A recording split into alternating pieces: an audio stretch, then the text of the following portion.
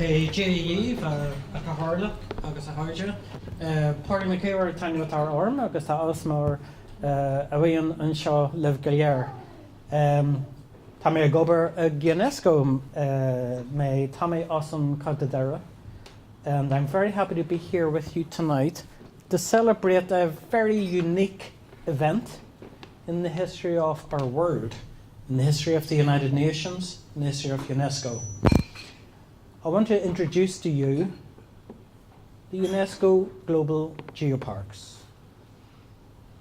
The new label from UNESCO, the first new site designation since 1972. But what is UNESCO? I bet all of you and all your families and friends know UNESCO for one thing and one thing only: World Heritage Sites. Let me introduce you to the Real Unesco. As you can see, we're headquartered in Paris, and it was founded on November the 16th, 1945. And if you put your mind back 70 years, think what state the world was in November 1945. Europe was in ruin.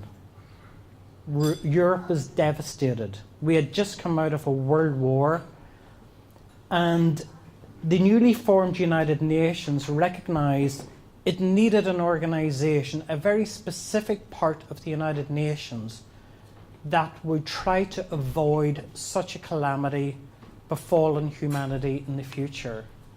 And UNESCO was given a very, very simple remit. It was told, war is built in the hearts of men and women.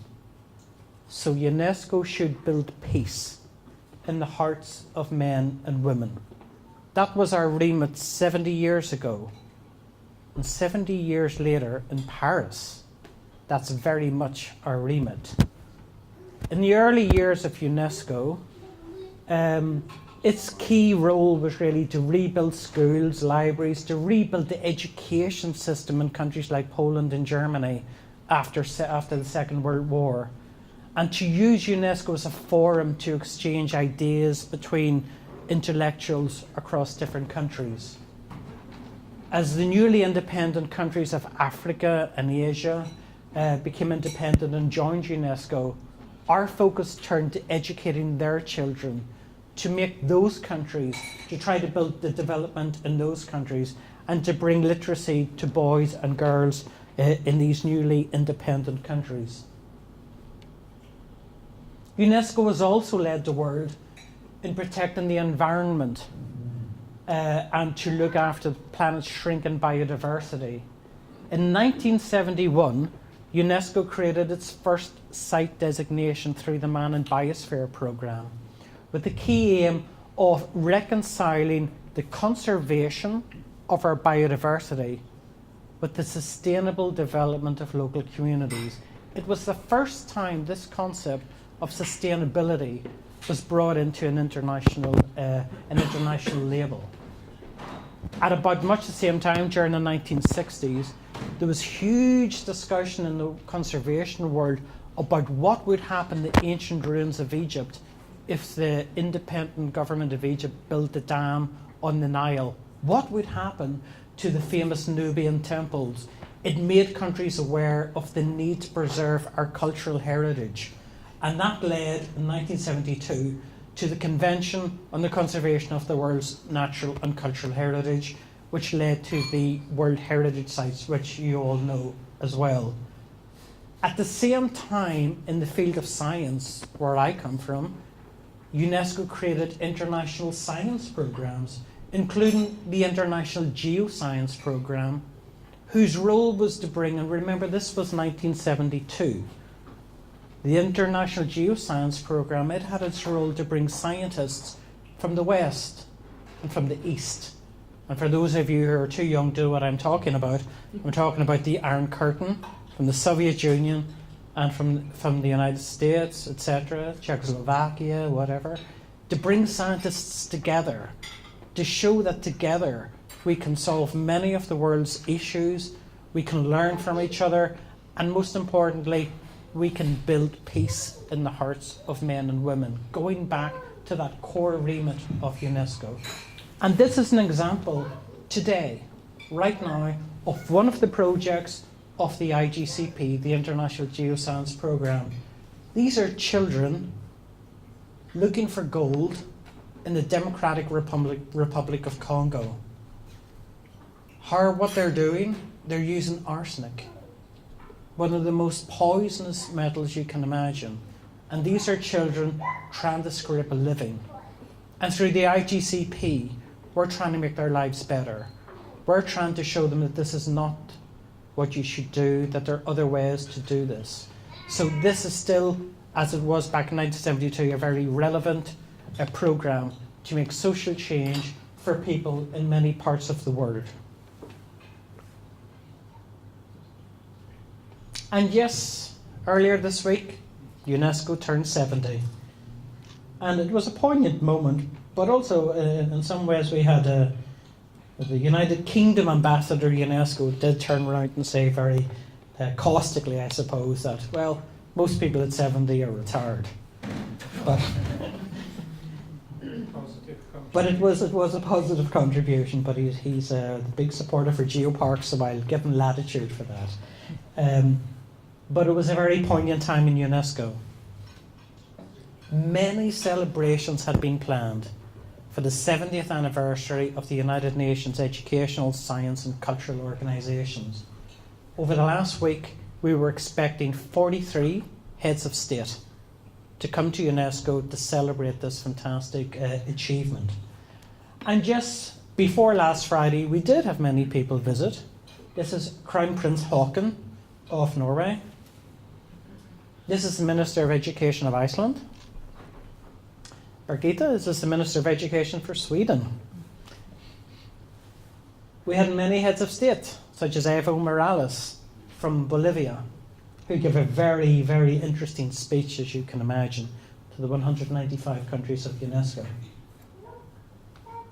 But then things changed, and on the actual day of UNESCO's 70th anniversary, for the first time in its history, the flags of all 195 countries were at half-mast. The flag of our host country and that of the United Nations at half-mast. And on that day, we had President François Hollande come to the organisation to give an absolutely incredible speech in the aftermath of what happened in Paris last Friday night. And he did remind people of that remit of UNESCO to build peace in the hearts of men and women. I'm not sure if this will work, but this is actually UNESCO's building. This is where I work. And on that night, we had in all the different languages of the United Nations the word peace projected on the screen. One day later, something else happened in UNESCO. It created its first new site designation since the ratification of the World Heritage Convention in 1972. It created the label UNESCO Global Geopark.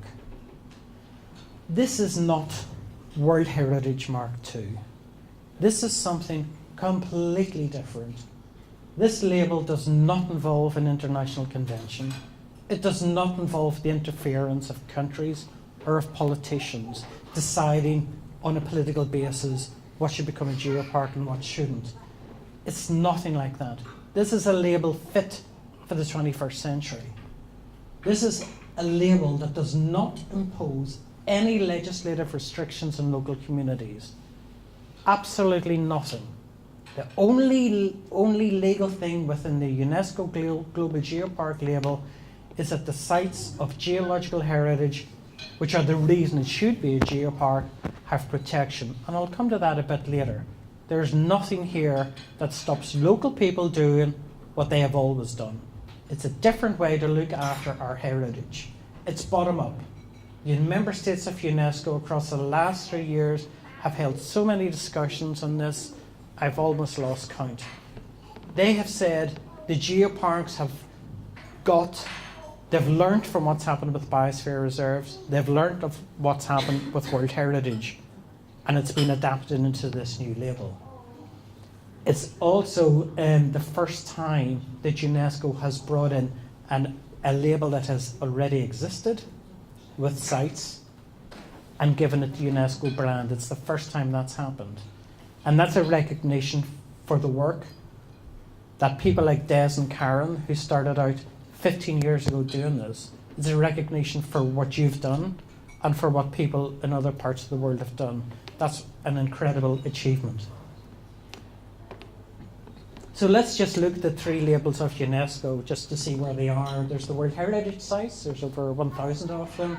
There are 650 biosphere reserves, and there are 120 UNESCO Global Geoparks. This is a World Heritage Site in China, and I show you this just so that you know that not all World Heritage Sites are places of spectacular scenery. I mean, this is a mud trail in southern China, but it's got the most incredible fossils that you can imagine.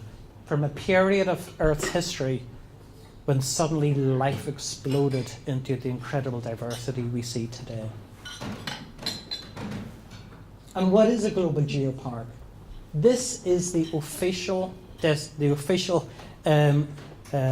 definition of what a geopark is. It's a unified geographical area where sites and landscapes of international geological significance are managed with a holistic concept of protection, education, and sustainable development. They all go together. Nothing's divorced from each other here. This is holistic. This is exactly what you were talking about earlier today, earlier this afternoon. Everything you're doing in the Burren fits that definition. And is it just about geology? No, I've always said this, it's not. The geo is Gaia, it's Earth. It's about everything the Earth has given us. In the Burren, you see that especially. You wouldn't have your incredible biodiversity if it wasn't for the geodiversity. The geodiversity gives you your biodiversity. It has shaped how the people have farmed here for generations. It's shaped how you lived. It's given your culture. It's why are the monuments on the limestone. All these things go together. They're all linked. And this is the concept of geopark. This is the Zhangjiajie Global Geopark of China. And anybody who knows the movie Avatar might recognize the landscape because this is where James Cameron filmed the movie Avatar. And I just want to go back actually a little bit there, just that little bit in the blue at the bottom. Just need to really emphasize this. Geoparks are not protected areas. They're not. We're not putting fences up. UNESCO's not coming to do that. Absolutely not. The main sites should have legal protection, but that has to be under either national, regional, local, and even under Indigenous law. We respect at UNESCO the rights of Indigenous people to decide what's important for them. So this is a crucial difference to anything that's gone before in UNESCO. A brief history, because as I say, the UNESCO Global Geoparks is a label that's been brought in from the existing label of Global Geoparks. And it started out, I think, Des, you were with me in Spain in Maestrazgo 2000. And John, yeah, where we kicked it all off with this European Geoparks network. And then 4 years later at UNESCO, China and Europe came together to create the Global Geoparks network. And we had a conference in Beijing. I remember I was completely stunned I'd been asked to go to China, to it was just crazy stuff, you know, from Belfast, and never expected anything like that. And 2 years later, we brought the roadshow to Belfast, and sure, why not? And now here we are with 120 UNESCO Global Geoparks. It's an incredible story, but the important thing to note is that all these geoparks, and again, this is a crucial difference to World Heritage and biosphere reserves. No geopark exists in isolation. Yous are all a network. It's a network. It's a dynamic network. It's a network that every day on my email I see emails going right over the world, from Uruguay to Japan to Canada to all these places. Everybody talking to each other. Everybody sharing their ideas. Everybody putting projects together. I know that some of you are all off to Iceland in about 3 weeks' time to Husafeld. It's another expiring geopark, and it's this dynamic network, it's this exchange which is really making a big difference to the geoparks. So what exactly has just happened? Well, I've said that since we are now, it's an official label of UNESCO, but previously in 2001, the Executive Board of UNESCO said that, we support geoparks, but it's on an ad hoc basis. And frankly, nobody ever knew what that meant. And so in 2009, the countries in UNESCO began to think, well, we should really look at this properly and decide how to formalise that. And the countries who first pushed that in 2009, it's a very strange combination, but it was Ireland and Uruguay. They started it off in 2009. In 2012, the big push began, and I have to tell you that the big backers of that was again Ireland, but also the United Kingdom, in particular the ambassador of the United Kingdom, and also Portugal. And so just a few days ago, we had the legal ratification, and that's a picture of it all happening just on Tuesday there. But down to basics, where are the geoparks? Only one there has slipped off the map. It's in British Columbia and Canada, but that's a distribution. You can see that it's mostly concentrated at the moment in Europe and East Asia. That'll soon change, I'm pleased to say. How does it work? How do you become a global geopark? It's very similar, for those who are familiar with the process, very similar to World Heritage. You make a nomination, you make an application, there's an assessment by the International Union of Geological Sciences. We then send 2 experts out to have a look, and I know that some of you here have been on these missions, some of you have been evaluators on these things. And from now on, a report will be submitted to the UNESCO Global Geopark Council, and the final decision will then be ratified by UNESCO's Executive Board. So that's how it all works. But another big difference with the other UNESCO labels is that you only get it for 4 years. It's not a permanent thing, it's not forever, it's for 4 years. And after 4 years, this whole process is repeated, that 2 people will go back to your area and have a look and check that everything's okay. And I know that this year, the Copper Coast and the Burren went through that process successfully, which is good. I'm not sure if I said in another slide, but what happens after this 4 years is that if everything is as it should be, and this includes checking about the involvement of local communities, the support of local communities, that economic benefit is coming, all these things are checked. People know the self-evaluation form, this very detailed spreadsheet we have. If everything's okay, you get renewed for 4 years.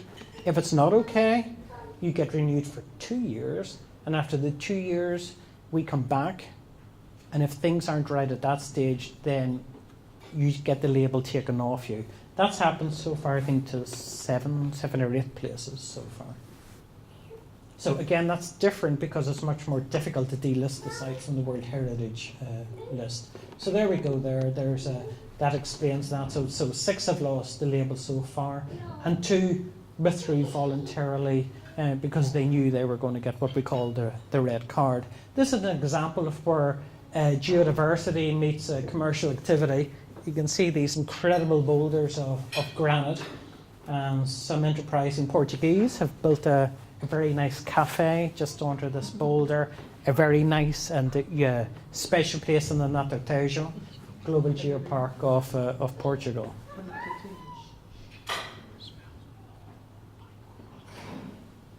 But geoparks are much, much more than geotourism, and that's something you should remember. Geoparks are not just about tourism. It's not just about walking routes and whatever. Some things in some of the geoparks are a bit more serious. This image here is from Katla, UNESCO Global Geopark of Iceland, and on the right-hand side you can see a line of hills. These are volcanic cones, and in 1781. This was the site of the biggest volcanic eruption humanity has seen in terms of the amount of lava that was erupted. This was such a huge volcanic eruption, it changed the climate of Northern Europe for many years. There was famine in places like Scotland and Norway and Iceland. Thousands died. What would happen if this happened today? So geoparks are about raising awareness of these things, that these things can happen, and communities need to be prepared and countries need to be prepared for these things.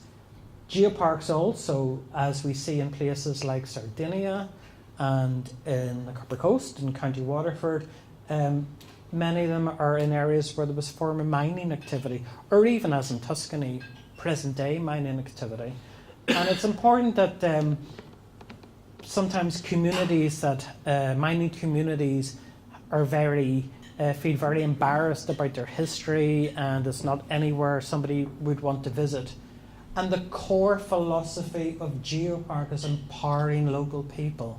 It's making them proud of what they have, making them proud of their past, and making them actually benefit from that. Geoparks really are about people, and I'm going to go through some stories here now. I say here that we bring community participation well beyond just talking about it, and well beyond just having people as local stakeholders. Geoparks are people. Without them, it doesn't exist. It really doesn't. These two ladies are from the Jeju Global Geopark of Korea. The lady on the right was kicked out of school at 14. She was told, look, there's no point being in school anymore. You're not going to go anywhere. Just go out and start making a living. And for the next 40 years or so, she sold squid to visitors coming to some of the tourist sites on Jeju Island. In 2010, Jeju became a global geopark. And she heard about it, and she heard that this was about local empowerment and about community involvement, and she had an interest in the earth and in its story. And she became involved in the geopark. She became a geopark ambassador. She was given a little bit of training in geology, and she was asked, can you show visitors around and just share your story, your experience of Jeju with them? She has become so empowered, she now wants to do a PhD in geology. This is somebody who was kicked out of school at 14. So this is a difference, and this is what I mean about community empowerment. It's really, it really does go beyond, it's another dimension. And we use all of the territory stories, its heritage, traditions, songs, indigenous knowledge, local dialects, everything coming together under this very holistic concept. This is a lady from the Maruto UNESCO Global Geopark of Japan. She remembers the last time this area was hit by a tsunami. And this area will be hit by a tsunami again. It's Cape Maruto and Shikoku Island of Japan.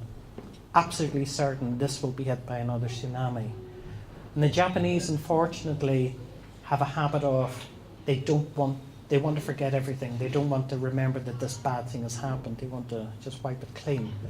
And she's made it her life story in Maruto to bring school children into her home to show her photographs of what it was like there in 1940 something when the last tsunami hit in Maruto. This is also in Japan. This is in the northern island of Hokkaido. And this lady is a school teacher who remembers when the Toyusu volcano erupted in 2001 and almost destroyed the town that she lives in. And she's made it her job to make sure people are prepared for the next time this volcano erupts, because it will erupt again. So this isn't about tourism. This is really just about what we call geohazards and about making communities prepared. Indigenous people are an increasingly important concept within the global geoparks. This is the Imbabura aspiring global geopark of Ecuador. And here we are 3,500 meters up with the pre-Inca people of Ecuador, listening to their stories about Pachamama and how they interpret the earth and how they know that some volcanoes are male and some volcanoes are female, And of course, the male volcanoes erupt regularly, very quietly. The female volcanoes, they stay dormant for centuries, and suddenly there's this massive explosion and devastation. But these are the stories that, as a scientist, I respect. And this is part of the Geopark story as well. It's working with people like this in Ecuador, working with people like this in the Rio Coco area of Nicaragua and the border of Honduras, or working with the traditional landowners of the Kimberley in Australia. All these people have their stories of the earth, and all these people are really at the heart of the philosophy of geoparks also. These are the Africans of the Imbabura aspiring geopark. Descendants of slaves. They have no idea where they come from, no idea which part of Africa. They were just shipwrecked on the west coast of South America. They have their own distinctive culture, and they're in a very important part of this Geopark project of Ecuador. And coming closer to home with some of our colleagues here, of course, it is about community empowerment. This is on Taoiseach at the opening of the community centre of the Copper Coast. And I remember, when did I first go down to this church? It was 2000, 2001, something like this. This was completely overgrown, completely covered in grass. It was completely derelict. And through the efforts of the community, this is now a very vibrant community centre. And I know Tricia's here from the Joyce country. And I hope that... another church. I hope it's another church. I hope it's going to end up like this, because... look at this. This is what it's like now. This is the difference it makes. The small community in County Waterford, this is now the vibrant centre of the community. It's a fabulous achievement. And of course, geoparks are about geology, as I said. The geology is at the centre of it. It's the core. Everything else is around it. And here are some children from the UK, the North Pennines, learning about the processes of fossilization, how fossils are made. This is a lady in the green t-shirt. She's a Geopark ambassador from Bergstrasse Odenwald in Germany, bringing tourists on a trip around her area, and again sharing local stories with her. It's about protecting Earth's heritage. This is a site in Zhejiang in China. This is a dinosaur fossil, and rather than dig out a dinosaur and ship it to Beijing and reconstruct it, why not just leave it as nature intended and build something over it? This is what nature wanted this fossil to look like, and that's how it should be. Greece may be going through incredibly hard times economically, but it doesn't stop the Greek government investing in major geoconservation efforts on the Lesbos Island local geopark, where you can see all these fossilised tree trunks being excavated as they make a new road to the one of the main museums of this geopark. And education, of course, education is at the heart, one of the core remits of UNESCO. These are kids from the Gruta Sao Palacio in Uruguay. They have this very cute uniform, and you can see the middle guy there holding a little laptop.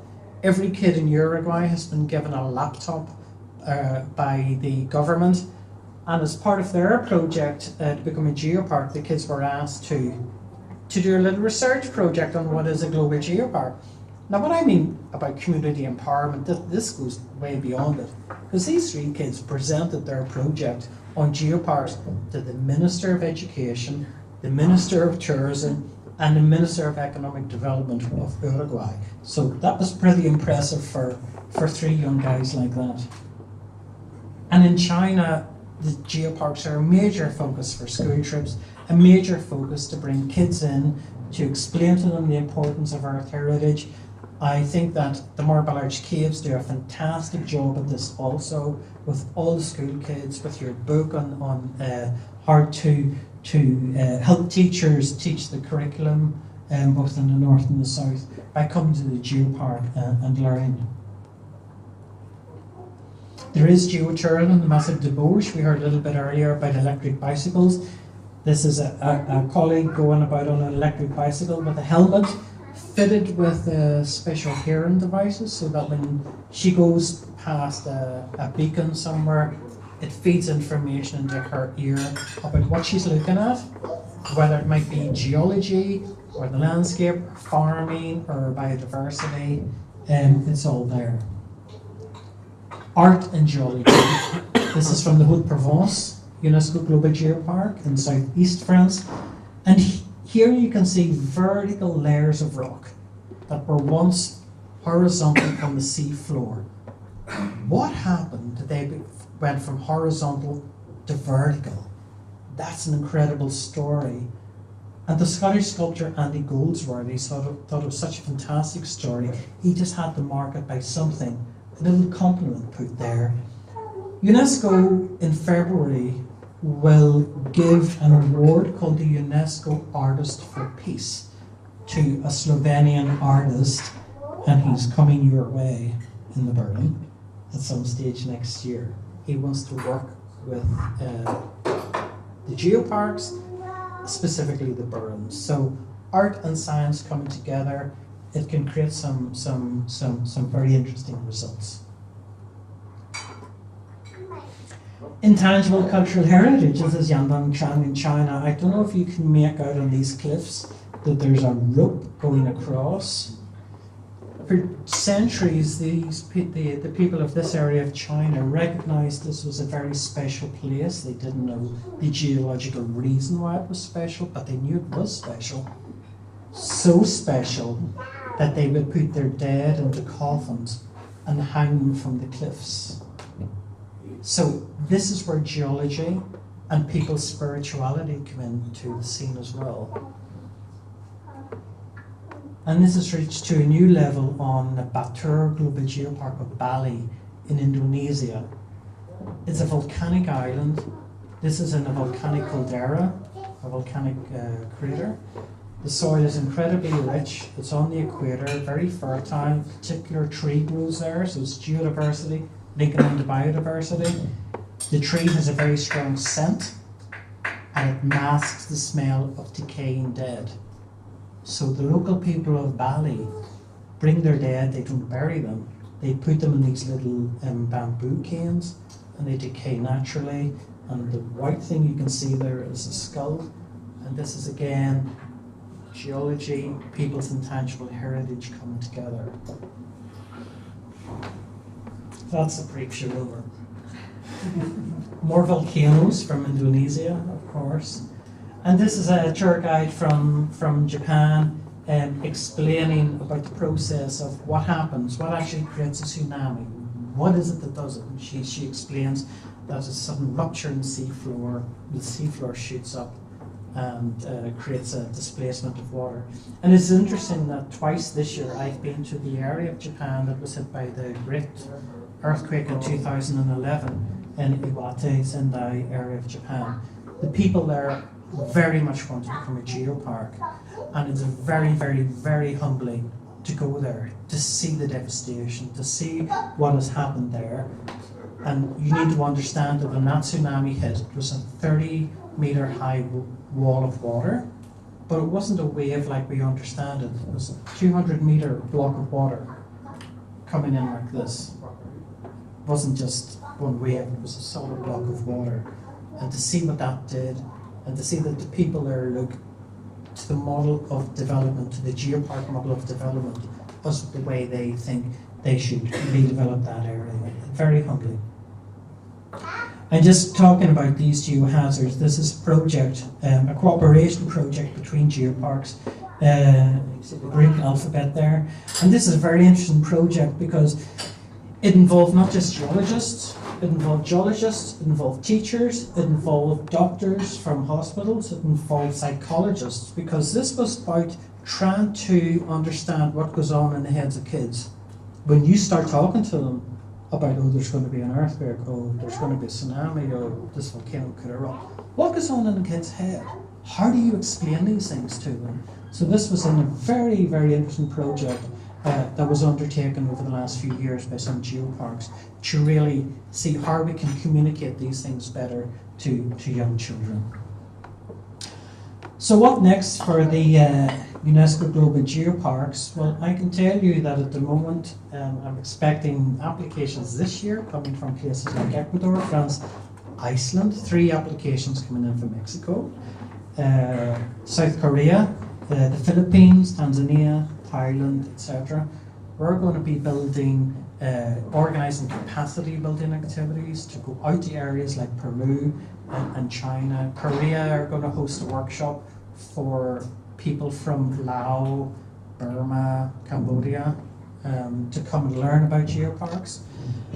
But what you need to know, for those who are geoparks, there won't be any new ones until the spring of 2017 under the new system. So that'll be a little bit of a change for you. If you want to learn more, then you could come to the fabulously named English Riviera. For those who aren't sure where the English Riviera is, I'm sure you've all seen Fawlty Towers. So that's what we're talking about, it's Turkey. But it's a wonderful geopark, and if anybody wants to come there, please do. I leave it there, and I want to thank you all, because there are 3 UNESCO Global Geoparks here, and the work that they've put in over all these years has allowed all this to happen. Without you, it would never have happened. I'm in the Burren on Cliffs of Moher, UNESCO Global Geopark. Every global geopark, no matter where it is in the world, has needed a champion. We have Trish from Joyce Country, who's the champion for there. We have Richard from Marble Arch Caves, was certainly the champion there.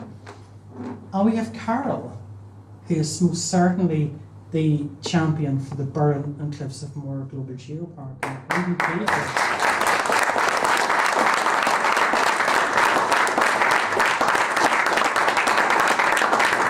And we just brought you a little cadeau from Paris, from the city.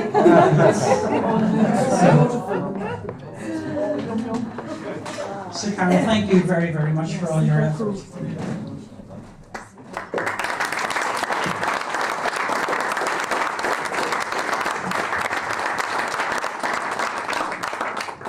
Agus gan mé mar má goh go.